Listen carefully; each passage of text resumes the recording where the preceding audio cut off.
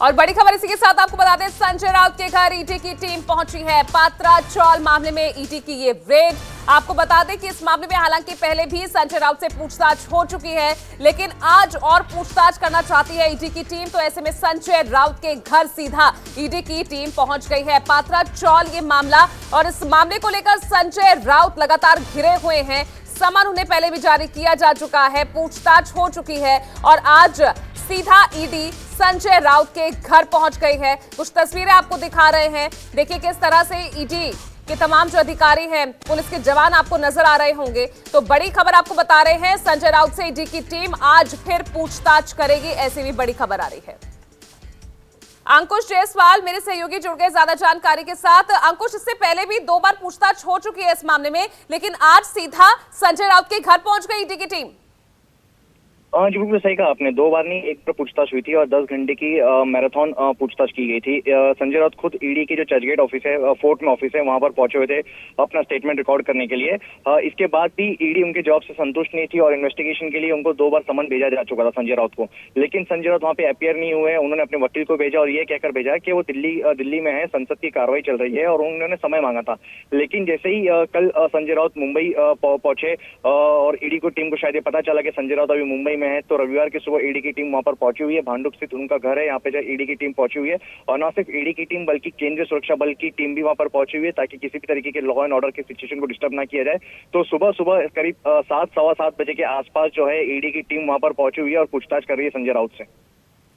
बिल्कुल, तो आज ये अब क्या पूछताछ अंकुश शुरू हो चुकी है और क्या लगता है कि यहाँ पर कुछ दस्तावेज वगैरह क्या उनकी भी जब्ती की जा सकती है? जी बिल्कुल, देखिए ईडी लगातार जो है इस बात की जांच कर रही है कि पथरवाला चाल में किस तरीके से संजय राउत और उनकी फैमिली का इन्वॉल्वमेंट है। इसके पहले जो प्रवीण राउत है उनके स्टेटमेंट रिकॉर्ड कर चुकी है ईडी की टीम। संजय राउत की जो पत्नी है वर्षा राउत, उनका भी स्टेटमेंट रिकॉर्ड कर चुकी है ईडी की टीम। और ये जो पूरा जो मामला है मनी लॉन्ड्रिंग का है। ईडी का कहना है कि जो पथरवाला चाल है गोरेगांव स्टेट में जो रीडेवलपमेंट के लिए दिया गया था, वहां पर काफी स्कैम हुआ था और उसके जो ब्लैक मनी है वो कहीं ना कहीं संजय राउत को उसको बेनिफिट हुआ था। और संजय राउत को भी इसके पहले संजय राउत की दादर स्थित प्रॉपर्टी को भी ईडी ने सीज किया था। तो कुछ दस्तावेज भी वहां से लेगी ईडी की टीम और भी इसमें इन्वेस्टिगेशन करेगी। जैसा कि मैंने कहा कि पहले ही माधुरी राउत और वर्षा राउत जो कि पत्नी है संजय राउत का, उनका स्टेटमेंट रिकॉर्ड कर चुकी है और ईडी की टीम और उनसे पूछताछ करना चाहती थी, इसलिए सुबह ही वक्त ईडी की टीम उनके भांडुप स्थित घर पहुंची है। बिल्कुल, तस्वीरें भी हम लगातार दिखा रहे हैं, सीधा आपको तस्वीरें भी दिखा रहे हैं कि देखिए सुबह सुबह रविवार सुबह कैसे ईडी की टीम सीधा संजय राउत के घर पहुंच गई। और संजय, एक बार मैं आपसे जानना चाहूंगी यहाँ पर अंकुश, ये पात्रा चौल घोटाला जिसको लेकर जो आरोप लग रहे हैं संजय राउत को, जिसको लेकर ईडी पूछताछ कर रही है, इस पूरे मामले के बारे में थोड़ा सा आप बताइए कि क्या कुछ आरोप संजय राउत पर लगे हुए हैं इस मामले में? देखिए ये पूरा पथरवाला चाल है, 2007 का मामला है। मुंबई में एक बहुत बड़ी रियल एस्टेट फर्म है गुरु आशीष कंस्ट्रक्शन, जिन्हें गोरेगांव वेस्ट में 47 एकड़ की जो जमीन है वहां पर रीडेवलपमेंट के कॉन्ट्रैक्ट दिया गया था। महाड़ा को शर्त ये थी कि गुरु आशीष जो कंपनी है वो वहाँ के जो 650 टेनेंट है उनके लिए मुफ्त में घर बना के देगी और साथ ही साथ तो 1000 एक्स्ट्रा जो घर हो गए वो फ्री ऑफ कॉस्ट महाड़ा को हैंड ओवर करेगी। लेकिन कई साल बीतने के बाद भी इस गुरु आशीष फर्म ने वहां पर किसी प्रकार का निर्माण तो नहीं किया, बल्कि जो उनको कॉन्ट्रैक्ट मिला था गुरु आशीष कंस्ट्रक्शन को, वो उन्होंने 8 कंपनी को बांट दिया, जो पूरी तरीके से इलीगल था। गुरु आशीष कंस्ट्रक्शन के एक सहयोगी है प्रवीण राउत, जो कि बहुत ही करीबी है संजय राउत के और उनके फैमिली फ्रेंड है। तो उस मामले में प्रवीण राउत को भी अरेस्ट किया था मुंबई की ईओडब्ल्यू ने। 2018 में इसका एफआईआर दर्ज हुई थी, हालांकि मामला 2007 का था। फिर ईडी ने इसे 1 फरवरी को इस पूरे मामले में ECIR रिपोर्ट दर्ज की थी। तो ईडी का कहना है कि जो इलीगली इरेगुलरिटी हुई थी इस पूरे स्कैम में, उसके जो पैसे हैं वो संजय राउत की जो वाइफ है वर्षा राउत, उनको दिए गए थे और राउत फैमिली भी इस तरीके से बेनिफिट हुई है और पूरे जो मामला है वो मनी लॉन्ड्रिंग का बनता है। इस तरीके से ईडी की इसमें इन्वॉल्वमेंट हुई है, तो उसी को लेकर ईडी यहाँ पे जांच कर रही है। जैसा कि मैंने कहा कि पहले ही वर्षा राउत का स्टेटमेंट रिकॉर्ड कर चुकी है। माधुरी राउत जो कि प्रवीण राउत की बीवी है, उनका भी स्टेटमेंट रिकॉर्ड हो चुका है। प्रवीण राउत का स्टेटमेंट यहाँ पे रिकॉर्ड हो चुका है। संजय राउत को भी एक बार पूछताछ के लिए बुलाया गया था। 10 घंटे की लगातार जो मैराथन पूछताछ है वो संजय राउत से की गई थी। इसके पहले 2 बार समन भेजा गया था, लेकिन संजय राउत वहाँ पे अपियर नहीं हुई थी। ये कह के वो दिल्ली में है और संसद की कार्रवाई वहाँ पे चल रही है। लेकिन जैसे ईडी की टीम को पता चला कि शनिवार के दिन संजय राउत मुंबई में थे और वो मुंबई में है, इसलिए रविवार की सुबह ईडी की टीम वहाँ पर पहुंच चुकी है और पूछताछ कर रही है। बिल्कुल। और इनके अलावा और कौन कौन से नाम है जिसको लेकर ईडी पूछताछ कर सकती है आगे जाकर? देखिए, जैसे कि मैंने कहा कि इसके मामले में प्रवीण राउत से पहले ही पूछताछ हो चुकी है। प्रवीण राउत की जो वाइफ है माधुरी राउत, उससे पूछताछ हो चुकी है।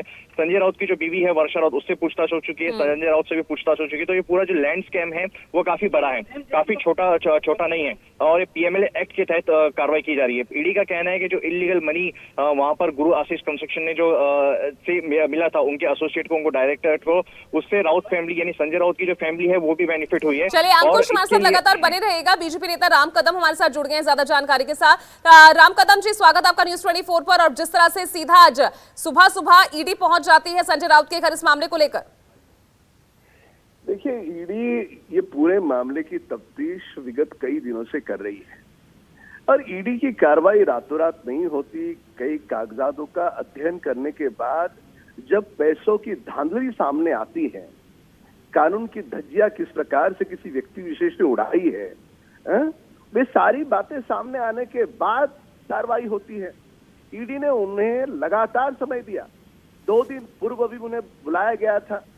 यदि शिवसेना नेता ने कुछ गलत नहीं किया तो 2 दिन पूर्व ईडी के सामने जाते, उनके सवालों का जवाब देते, वो किस प्रकार से ये सारे मामले में वह शामिल नहीं है इसके सबूत देते। पर यह देने की बजाय वे बार बार ईडी से छुपते रहे, बहाने बनाते रहे। क्या कारण छुपने का, क्या कारण बहाने बनाने का, क्या कारण है ईडी ने बुलाने के बाद नहीं जाने का? क्या देश इन बातों को नहीं समझता? कोई बड़ा नेता है करके उसे छोड़ दिया जाए? क्या उसे आजादी है पूरे पैसों की धांधली करने की? यह बदला हुआ भारत है। इस बदले में भारत में छोटा बड़ा नेता, अभिनेता, उद्योगपति नहीं देखा जाएगा। कानून अपना काम करेगा। जिसने आर्थिक धांधली की है उस पर कार्रवाई होगी। लेकिन राम कदम जी, होता कि जब ईडी के इससे पहले भी 10 घंटे की पूछताछ की थी और शामिल हुए थे संजय राउत। 2 दिन पूर्व कहां गए वे? 2 दिन 10 घंटों की पूछताछ कब होती है? जब मामला संगीन हो तब होती है। अब 2 दिन पूर्व जब उन्हें बुलाया गया, यदि उन्होंने कुछ गलत नहीं किया तो चले जाते, सवालों का जवाब देते। सवालों का जवाब वहां देने के लिए उनके पास समय नहीं है, पर प्रातः, दोपहर और सांझ तीनों समय पत्रकार वार्ता करने के लिए समय है। देश की जांच चीजों की धज्जियां उड़ाने के लिए उनके पास समय है। यदि पैसों की धांधली हुई है तो उसका जवाब हर व्यक्ति विशेष को देना होगा। इन बातों को हमने अन्यथा लेने की बजाय कानून का सम्मान के तहत, और जब कोई सांसद है उस सांसद को बुलाया जाता है तो उसने तो देश की जांच एजेंसी का वो सम्मान करे, यही अपेक्षा है देश की। पर यहाँ पर बात अलग है। यहाँ पर यह अपेक्षा है कि वे नेता है करके उनके छोड़ दिया जाए, वे नेता है करके उन्हें पूरी तरह से आजादी है पैसों की धांधली करने के लिए। बदले हुए भारत में यह नहीं चलेगा। बदले हुए भारत में छोटा बड़ा हो, सबके साथ समान कानून होगा। लेकिन राम कदम जी, आपको नहीं लगता कि जब आज अचानक से सुबह सुबह ईडी घर पहुंच जाती है तो जाहिर तौर पर आरोप शिवसेना की तरफ से, या हो सकता है खुद संजय राउत बाहर आकर ये आरोप लगाएं कि एक बार फिर से देखिए किस तरह से यहां सरकारी एजेंसी का दुरुपयोग किया जा रहा है? किसी पत्रकार के घर पे कोई अपराध नहीं है, उसके घर पे प्रातःकाल पहुंच जाते तब कोई गुनाह नहीं है। किसी फिल्म अभिनेत्री का घर तोड़ा जाता है उस समय कोई गुनाह नहीं है। किसी ने ट्वीट किया तब उसे जेल में डाला जाता है तब गुनाह नहीं है। यहाँ तो पैसों की धांधली, कौन से अकाउंट से कौन से अकाउंट में धन की राशि पहुंची है, यहां तक सामने आया है। उसके बाद भी शिवसेना नेता ये दलील देंगे? क्या देश के लोगों को वे मूर्ख समझते हैं? ईडी की कार्रवाई पुख्ता कागजात नहीं हो, उनका यदि अध्ययन नहीं किया हो तो नहीं होती कतई। यदि वह कार्रवाई हो रही है तो पुख्ता कागजातों के आधार पर हो रही है। यानी चलिए, बहुत बहुत शुक्रिया आपका राम कदम जी इस हमारे साथ जुड़ने के लिए इस पूरे मामले पर। तो देखिए, आप फिलहाल ये सीधी तस्वीरें देख रहे हैं मुंबई से, संजय राउत के घर के बाहर से आप ये तस्वीरें देख रहे हैं, क्योंकि ईडी पहुंची है। आज सुबह सुबह ईडी उनसे पूछताछ करने के लिए पहुंच गई है, और क्योंकि इससे पहले भी उनसे पूछताछ हो चुकी है और कहीं ना कहीं ईडी उनके जवाबों से संतुष्ट नहीं थी और समन उन्हें जारी किया गया था, लेकिन वो पेश नहीं हुए। ऐसे में आज ईडी सुबह सुबह उनके घर पहुंच गए। अंकुश जायसवाल मेरे साथ सीधा जुड़ रहे हैं मुंबई से, मैं सीधा रुक कर रही हूं। अंकुश, तस्वीरें दिखाइए, यहां इस वक्त क्या माहौल बना हुआ है और पूछताछ में आज ईडी के जो तमाम सवाल हैं वो किस तरह से रहेंगे?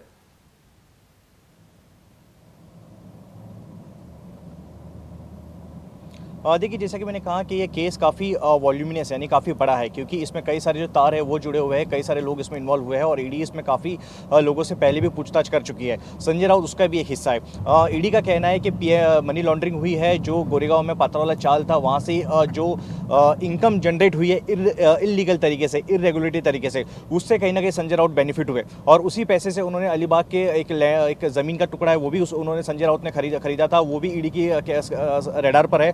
तो आज ईडी कई सारी पूछताछ संजय राउत से कर सकती है और आज भी कयास लगाए जा रहे हैं कि मैराथन जो है पूछताछ का दौर संजय राउत से हो सकता है, क्योंकि पहले जब ईडी के दफ्तर पहुंचे थे संजय राउत तो करीब 10 घंटे के आसपास उनसे पूछताछ की गई थी और आज भी हमें देखने को मिल सकता है कि 10 घंटे के आसपास इसके 10 लंबी एक पूछताछ हो सकती है, जो कि संजय राउत एक बहुत बड़े नेता है, ठाकरे परिवार के काफ़ी करीबी है, इसलिए किसी भी तरीके की लॉ एंड ऑर्डर की सिचुएशन डिस्टर्ब ना हो, इसलिए बड़ी टीम ईडी की सीआरपीएफ की टीम भी लेकर पहुंची हुई है ईडी की टीम। तो वहाँ पर सुरक्षा व्यवस्था काफ़ी पुख्ता है। लोकल जो पुलिस है वो तो सहयोग कर ही रही है, लेकिन सीआरपीएफ के लोग भी वहाँ पर पहुंचे हुए हैं और ईडी की टीम भी वहाँ पहुंची हुई है लगातार, जो संजय राउत से पूछताछ जहाँ पर की जा रही है। पहले संजय राउत दिल्ली में थे क्योंकि संसद की वहाँ पर कार्रवाई चल रही थी, राज्यसभा में वो राज्यसभा सांसद भी है, वहाँ पर संसद की कार्रवाई के लिए वहाँ पर दिल्ली में थे, लेकिन शनिवार को वहाँ मुंबई पहुंचे हुए और जैसे ईडी की टीम को ये पता चला कि संजय राउत अभी मुंबई में है तो ईडी की टीम खुद उनके भांडुप स्थित घर पहुंच चुकी है और पूछताछ उनसे जारी है। बिल्कुल अंकुश, और जिस तरह से हालांकि पहले भी समन जारी किए जा चुके, संजय राउत पहुंचे नहीं और कहीं ना कहीं आज सुबह इस तरह से ईडी का उनके घर पहुंच जाना, यानी इस मामले में सीधे सीधे संजय राउत ईडी के निशाने पर हैं और उनकी मुश्किलें आगे बढ़ती हुई नजर आ रही है।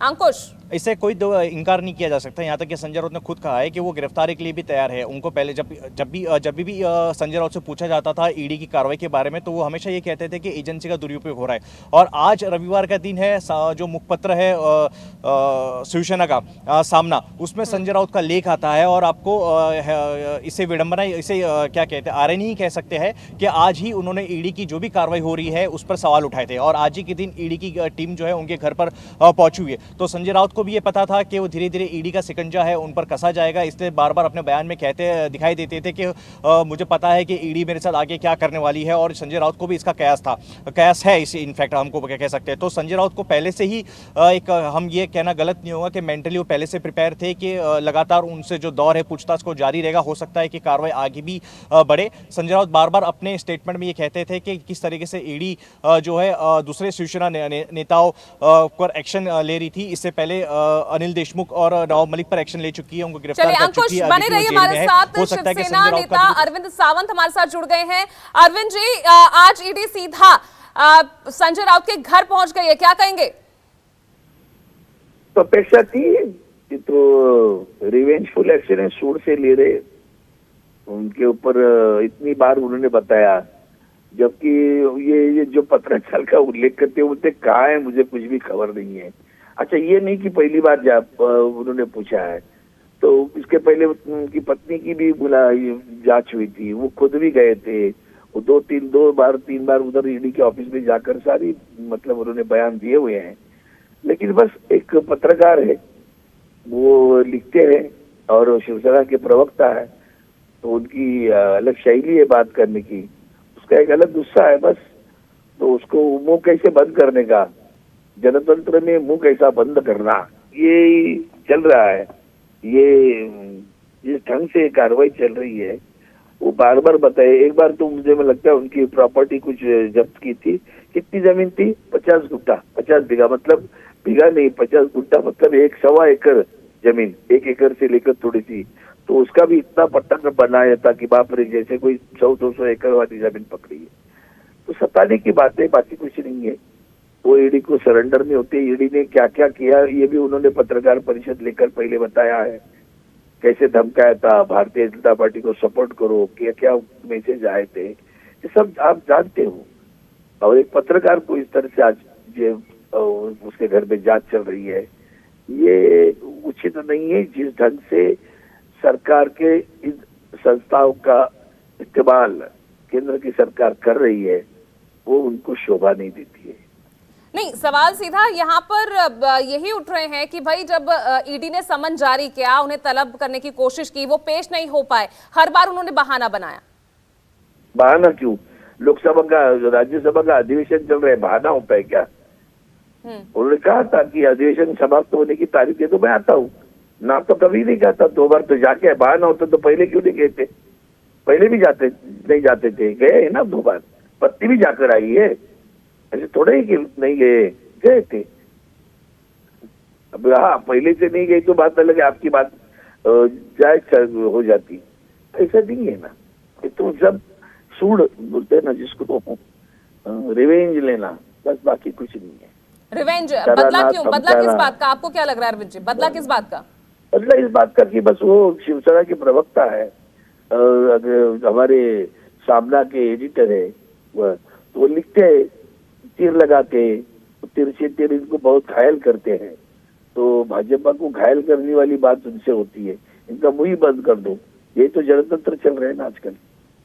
अभी तो सर्वोच्च न्यायालय भी इस बारे में बात कर रहा है, विपक्ष को बात करने ही नहीं देना, विपक्ष कुछ बोले नहीं। तो विपक्ष के नेता है, बात करते हैं, सरकार के ऊपर चलाते, तीर चलाते हैं, तो बदले की भावना से ही सब ये चल रहा है, बाकी कुछ नहीं। लेकिन चलिए अरविंद जी, आपका बहुत बहुत शुक्रिया हमारे साथ जुड़ने का। फिलहाल मेरे साथ मेरे सहयोगी विनोद जगदाले भी जुड़ रहे हैं। विनोद, जिस तरह से आज ये कार्रवाई सीधा ईडी की टीम संजय राउत के घर पहुंच जाती है, माना जाए कि आज किसी बड़ी कार्रवाई के मूड में ईडी दिख रही है? दिख रहा है कि कोई बड़ी कार्रवाई के मूड में ईडी की टीम वहां पर नजर आ रही है। इससे पहले आपने भी देखा होगा कि मुंबई महाराष्ट्र में जिन नेताओं के घर पे ईडी पहुंची थी, बाद में उन पर शिकंजा कसा था और उनकी गिरफ्तारी वहां पर देखने को मिली थी। पथरावाला चाल मामले को लेकर संजय राउत को इससे पहले भी समन किया था, और इस आपको पता ही होगा कि इससे पहले कि संजय राउत का फ्लैट, जो जिस फ्लैट में वो अपने परिवार के साथ रहते थे, उस फ्लैट को भी वहां पर सील कर दिया गया था।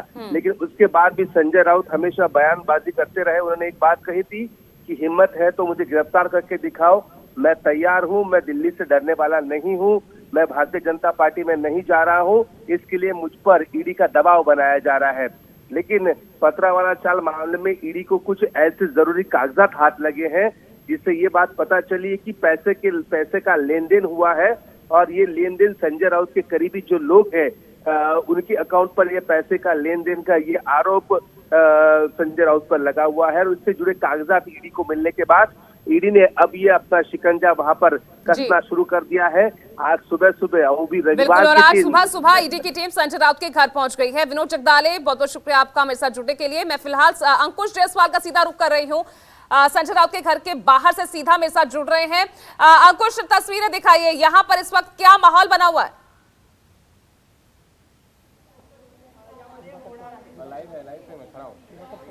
हाँ जी, बिल्कुल ईडी की टीम यहाँ पे सुबह पहुंची हुई थी और आप देख सकते हैं कि काफ़ी जो सुरक्षाकर्मी हैं उनके साथ जो है ईडी की टीम यहाँ पर पहुंची हुई, क्योंकि संजय राउत ना सिर्फ शिवसेना के प्रवक्ता है बल्कि एक बहुत बड़े नेता भी है और उद्धव ठाकरे परिवार के काफ़ी करीबी है।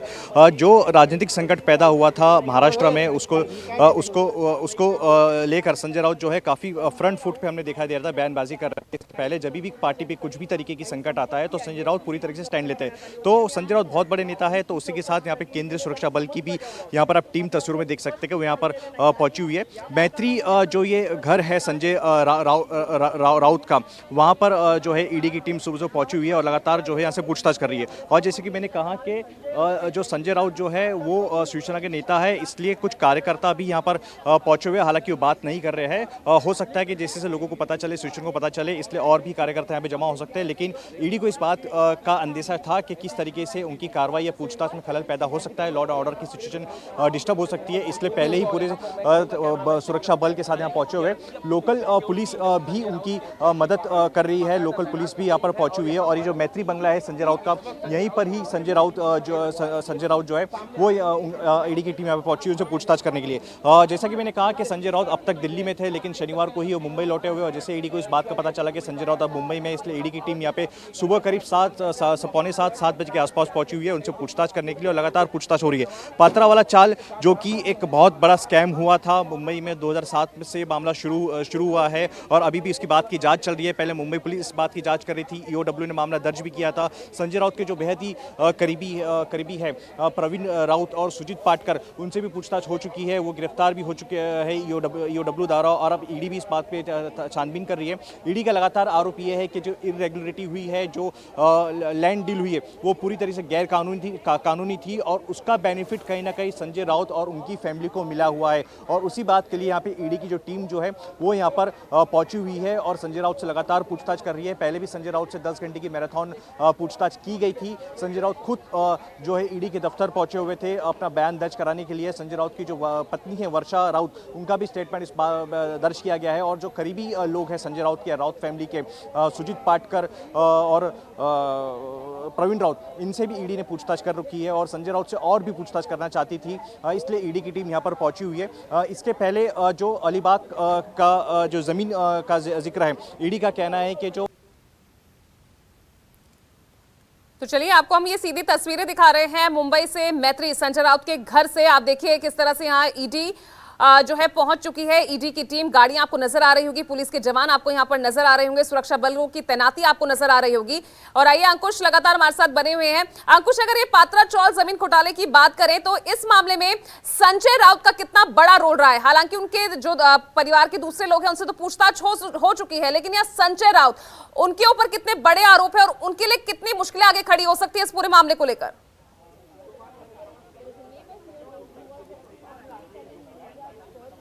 देखिए, मुश्किलें आगे उनसे खड़ी होना ये तय है, क्योंकि संजय राउत से पहले ही ईडी जो है वो शिकंजा कस चुकी है। जैसे कि मैंने कहा कि दादर स्थित उनके फ्लैट को, उनके घर को, एक आवास को सीज किया गया था। और ईडी के जो लोग हैं लगातार, जो संजय राउत के जो करीबी लोग हैं, चाहे उनकी पत्नी हो या फिर उनके जो करीबी दोस्त हैं, उनसे पूछताछ लगातार कर रही है।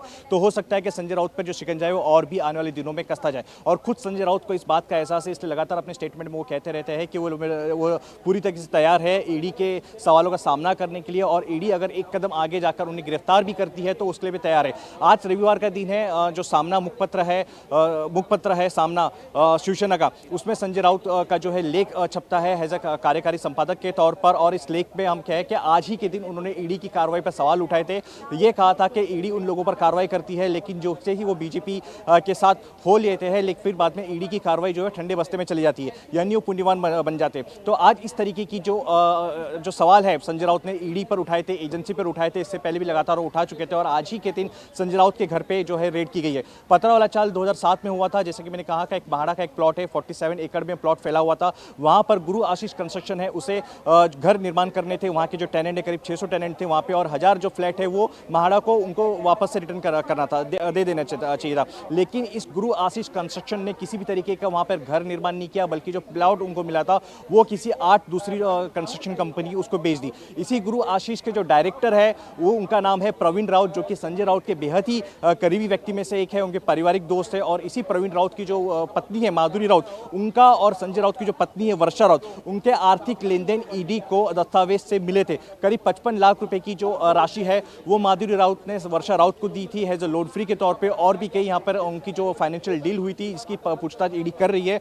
और ईडी का ऐसा आरोप है, या फिर ऐसा ईडी को लगता है कि जो पैसे इरेगुलरिटी लैंड डील से हुई थी, इलीगल गैर कानूनी तरीके से लैंड डील से जो पाए गए थे, वो पैसे को संजय राउत ने अपने पर्सनल गेन के लिए इन्वेस्ट किया है अलीबाग में और बाकी दूसरे प्रॉपर्टीज में। उसी को लेकर दादर की एक उनकी प्रॉपर्टी को सीज किया गया था। ईडी की टीम अलीबाग में जो उनका लैंड पार्सल है वहां पर भी पहुंची हुई थी, उसको भी उन्होंने वो भी रेडार पर है। इसके पहले संजय राउत से पूछताछ हुई थी, 2 बार समन भेजा जा चुका था, लेकिन वो दिल्ली में थे। लेकिन आज जब मुंबई वो पहुंचे हुए, यानी शनिवार के दिन मुंबई पहुंचे, तो ईडी की टीम यहाँ पे खुद यहाँ पर पहुंची हुई है। और जैसे मैंने कहा कि लोगों को पता चल रहा है, यहाँ पे 2-4 शिवसेना के कार्यकर्ता भी, हालांकि वो बात नहीं कर रहे। देखिए ये जो है संजय राउत के सपोर्टर हैं। लेकिन ईडी को पहले ही इस बात का अंदेशा था कि क्योंकि संजय राउत एक बहुत बड़े नेता है, लगातार जो है पार्टी का जो भी स्टैंड होता है उसको फ्रंट फुट पर रखते हैं, आगे रखते हैं, इसलिए हो सकता है कि ईडी की कार्रवाई के दौरान किसी न किसी तरीके की लॉ एंड ऑर्डर की सिचुएशन डिस्टर्ब हो, इसलिए केंद्रीय सुरक्षा बल की भी टीम यहाँ पर ईडी लेकर पहुंची हुई है। और जो भांडू पुलिस के चलिए अंकुश, आप लोकल नजर बनाए पुलिस स्टेशन के रखिएगा, आपसे लगातार अपडेट्स इस पूरे मामले को लेकर लेते रहेंगे। फिलहाल आप ये तस्वीरें देख रहे हैं संजय राउत के घर के बाहर से। देखिए ईडी की टीम सुबह सुबह आज पहुंच गई संजय राउत के घर रेड डालने और फिलहाल